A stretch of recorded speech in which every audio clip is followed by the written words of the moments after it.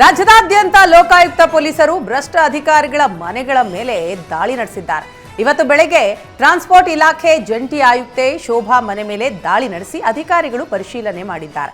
ಖಾನಾಪುರದ ತಹಶೀಲ್ದಾರ್ ಪ್ರಕಾಶ ಗಾಯಕ್ವಾಡ್ ಹಾಗೂ ಆಪ್ತ ನವನಾಥ ಚೌಹಾಣ್ ಮನೆ ಮೇಲೆಯೂ ಕೂಡ ದಾಳಿ ನಡೆಸಿದ್ದಾರೆ.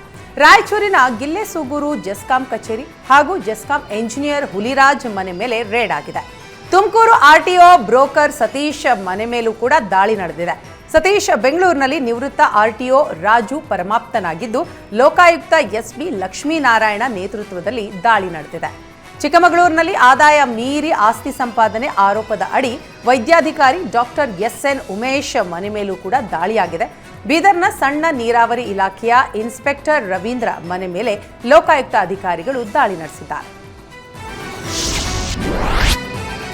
ನಿನ್ನೆ ಬಿಬಿಎಂಪಿ ಚೀಫ್ ಎಂಜಿನಿಯರ್ ಕಚೇರಿಯ ಮೇಲೆ ಇಡಿ ದಾಳಿ ನಡೆಸಿದ್ದು 969 ಕೋಟಿ ಬೋರ್ವೆಲ್ ಹಗರಣದ ತನಿಖೆಗೆ ಇಳಿದಿದೆ. ಇವತ್ತು ಕೂಡ ಬೆಳ್ಳಂಬೆಳಿಗ್ಗೆಯಿಂದಲೇ ದಾಳಿ ಮುಂದುವರಿಸಿದಂತಹ ಇಡಿ ಅಧಿಕಾರಿಗಳು ಬಿಬಿಎಂಪಿ ಕೇಂದ್ರ ಕಚೇರಿಯ ಪ್ರಧಾನ ಅಭಿಯಂತರರ ಕಚೇರಿಯಲ್ಲಿ ಪರಿಶೀಲನೆ ನಡೆಸ್ತಾ ಇದ್ದಾರೆ.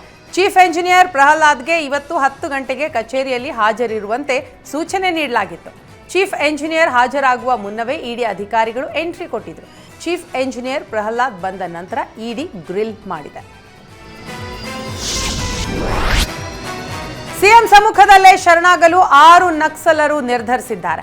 ಶೃಂಗೇರಿಯಿಂದ ಬೆಂಗಳೂರಿನತ್ತ 6 ನಕ್ಸಲರು ಹೊರಟಿದ್ದಾರೆ. ಸರ್ಕಾರದಿಂದಲೇ ನಕ್ಸಲರಿಗೆ ವಾಹನದ ವ್ಯವಸ್ಥೆ ಮಾಡಲಾಗಿದೆ. ಸಂಜೆಯ ವೇಳೆಗೆ ಸಿಎಂ ಸಮ್ಮುಖದಲ್ಲಿ ನಕ್ಸಲ್ ನಾಯಕಿ ಮುಂಡಗಾರು ಲತಾ, ವನಜಾಕ್ಷಿ, ಸುಂದರಿ, ಮಾರೆಪ್ಪ ಅಲಿಯಾಸ್ ಜಯಣ್ಣ, ವಸಂತ ಮತ್ತು ಜೀಶ ಶಸ್ತ್ರ ತೊರೆಯಲಿದ್ದಾರೆ. ನಕ್ಸಲರು ಮುಖ್ಯವಾಹಿನಿಗೆ ಬರಬೇಕು ಅನ್ನೋದು ಸಿಎಂ ಕಾಳಜಿ. ಹೀಗಾಗಿ ಸಿಎಂ ಆಶಯದಂತೆ ಅವರ ಎದುರೇ ಶರಣಾಗ್ತೇವೆ ಅಂತ ಹೇಳ್ತಿದ್ದಾರೆ ನಕ್ಸಲರು. ಇವತ್ತು 6 ನಕ್ಸಲರು ಶರಣಾಗತಿಯಾಗ್ತಾ ಇದ್ದು, ಈ ಕುರಿತು ಪ್ರತಿಕ್ರಿಯೆ ನೀಡಿದ ವಿಕ್ರಮ್ ಗೌಡನ ಸಹೋದರ ಸುರೇಶ್ ಗೌಡ, ನನ್ನ ಸಹೋದರನಿಗೂ ಇದೇ ರೀತಿ ಶರಣಾಗಲು ಅವಕಾಶ ನೀಡಬೇಕಿತ್ತು. ನವೆಂಬರ್ 18ರಂದು ಎಎನ್ಎಫ್ ಗುಂಡೇಟಿಗೆ ವಿಕ್ರಮ್ ಗೌಡ ಬಲಿಯಾಗಿದ್ದ. ಇದೀಗ ವಿಕ್ರಮ್ ಗೌಡ ತಂಡದಲ್ಲಿದ್ದ ನಕ್ಸಲರು ಶರಣಾಗತಿಯಾಗ್ತಿದ್ದಾರೆ.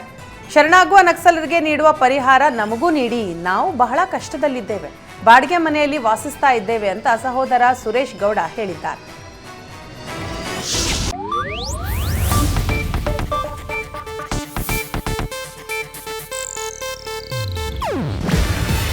ಇದು ಏಷ್ಯಾನೆಟ್ ನ್ಯೂಸ್ ನೆಟ್ವರ್ಕ್ ಪ್ರಸ್ತುತಿ.